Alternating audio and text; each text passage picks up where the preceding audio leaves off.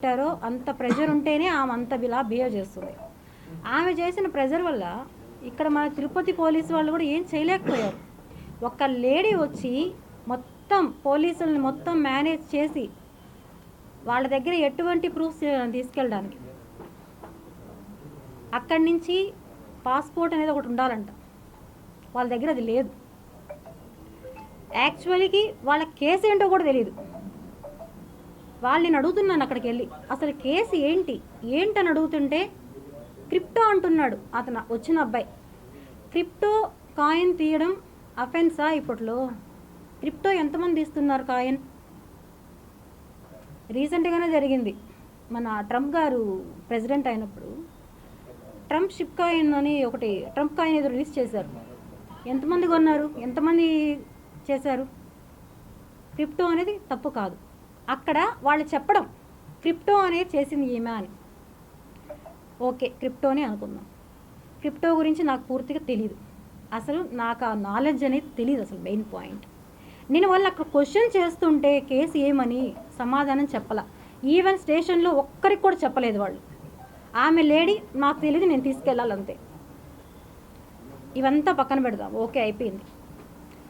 వాళ్ళు దౌర్జన్యంగా వచ్చారు, అన్అఫిషియల్గా వచ్చారు అనేది ప్రతి ఒక్కరికి తెలుసు. ఎందుకంటే లోకల్ పోలీస్ స్టేషన్లో వాళ్ళు ఎక్కడ ఇన్ఫామ్ చేయలేదు. వాళ్ళు అక్కడ అడిగారు, లోకల్ పోలీసులు లేకుండా మీరు ఎలా పిక్ చేస్తారు అంటే మాకు ఆ ముందే లొకేషన్ తెలిసింది అన్నారు.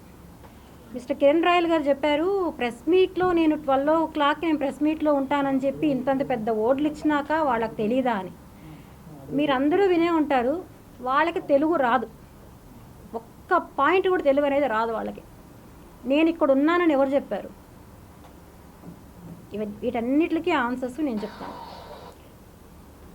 ఒక వెధవా అని చెప్పడానికి ఒక మహిళకి ఎంత కష్టం అవుతా ఉందంటే అంత కష్టం. ప్రెస్ని, మీడియాని అతను ఎంత మేనేజ్ చేస్తాడో మీ అందరికీ నేను చెప్పాల్సిన అవసరం అయితే లేదనుకుంటా. అతను చాలా దిట్ట ఇందులో. నాకు ఇవన్నీ ఏం తెలియదు, నాకు ఎలా మాట్లాడాలో తెలియదు. నాకు ఈ ప్రెస్సులు కానీ అతను చెప్పినట్టు పొలిటికల్ కానీ నాకు ఎటువంటిది లేదు. నేను ఫైట్ చేస్తానని నా డబ్బుల కోసం, నాకు జరిగిన అన్యాయం కోసం నేను వచ్చా. నేను కేసు పెట్టిన ఎస్పీ ఆఫీస్లో పెట్టిన సెకండ్స్లో ప్రెస్ క్లబ్ పోతానే పిక్ చేయించాడంటే అతను చేసిన ఇన్ఫ్లుయెన్స్ ఏదైతే ఉందంటే అవన్నిటి గురించి చెప్తే, నన్ను అక్కడ తీసుకెళ్ళిన తర్వాత కోర్టులో ప్రొవైడ్ చేసిన తర్వాత అక్కడ ఎవరైతే జస్టిస్ ఉన్నారో ఆమె లేడీ అడిగింది ఎలా తీసుకొచ్చారు అని అడిగితే బై ఫ్లైట్ అన్నారు. ఎన్ని గంటలకు వచ్చారు, ఏ ఫ్లైటు, ఎంత టైం పడింది అని అడిగితే వాళ్ళ దగ్గర ఆన్సర్ లేదు. దానికి ఎవరు బుక్ చేశారు అంటే ఆన్సర్ లేదు వాళ్ళ దగ్గర. 41 అనే నోటీసు ఇచ్చారా అంటే ఇవ్వలేదు అని చెప్పారు. వితౌట్ ఎనీ ఇవి ఎలా తీసుకొచ్చారంటే లొకేషన్ ట్రేస్ అయింది, అప్స్కాన్లో ఉన్నింది, సో అప్స్కాన్లో ఉన్నామి దొరికిందని చెప్పి తీసుకొచ్చేసాం. ఇప్పుడు మీకే తెలుసు ఎన్నో కేసులు, నాకు వీడికి తెలియదు, నాకు అక్కడికి వెళ్ళాకే తెలిసింది నాకు టోటల్. అక్కడ ఉండే వాళ్ళే నాకు ఎక్స్ప్లెయిన్ చేశారు.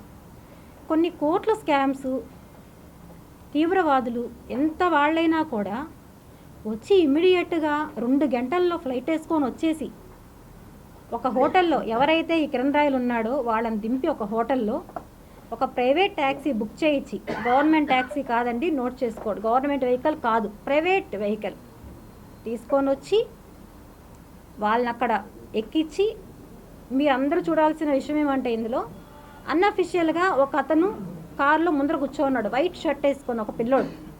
మీరందరూ నోటీస్ చేశారో లేదో నాకు తెలియదు. అతన్ని తీసుకొని ముందర కూర్చున్నాడు. అసలు అతను ఎవరు? పోలీసా, మీడియానా, లేకపోతే ట్యాక్సీ డ్రైవర్తో పాటు వచ్చిన అబ్బాయా? ఎవరతను? 20 ఏళ్ళ అబ్బాయి. వాడికి ఏ సంబంధం? లొకేషన్తో పాటు తీసుకొని వచ్చి ఆమె లక్ష్మి అని చెప్పి, నా దగ్గర వాళ్ళ ఫోటో కూడా లేదండి, క్లియర్. నేను అక్కడికి వెళ్ళాకే నా ఫోటో తీసుకున్నారు వాళ్ళు. లక్ష్మి ఇంత మీడియాలో 2 రోజులకు పబ్లిక్ అవుతా ఉంటే ఎవరికి తెలీదా అని చెప్పాడు. వాళ్ళకి ఏమీ తెలియదు, కేసు కూడా వాళ్ళకి ఏంటో తెలియదు. ఆమె ఒక లీవ్లో ఉంటే పిలిపించి ఫ్లైట్ టికెట్ వేయించి ఫైల్ చేతిలో పెట్టి 2 hours నీకు ఫ్లైట్ వెళ్ళు అని చెప్పారు. జరిగిన వాస్తవం ఇది. ఆమె దారిలో వస్తా ఆ మినిమం నాలెడ్జ్లో చదువుకునింది ఏమేమి ఉన్నాయని, ఏం కేసు అని. అందులో ఈ పాస్పోర్ట్ ఏదైతే ఉందో దాని గురించి కానీ ఇంకా ఏ ఉన్నాయో ఆమె ఏమీ చూసుకోలేదు అసలు. ఓకే, అన్నీ అయ్యాయి. నేను ఇక్కడ ఒకటే అడుగుతున్నానండి. ఇప్పుడు నేను ఒక జస్టిస్, ఒక న్యాయవాది ఏమిచ్చారు, నాతో పాటు నా బాబుని తీసుకోమేయడానికి పర్మిషన్ ఇచ్చారు. ఎందుకంటే నాకు థ్రెట్ ఉందని, నా హెల్త్ ఇష్యూ అని. ఇది అందరికీ తెలుసో లేదో నాకు తెలియదు. ఆయన వాళ్ళకే చెప్పాడు. రాసిచ్చారో లేదో నాకు ఐడియా లేదు. ఇచ్చారా కదా? ఓకే, మొత్తం ఆయన క్లియర్గా చెప్పారు. వాళ్ళు తీసుకెళ్తామని చెప్పి నాతో పాటే మా బాబు వచ్చాడండి, తీసుకొచ్చారు చెన్నై దాకా.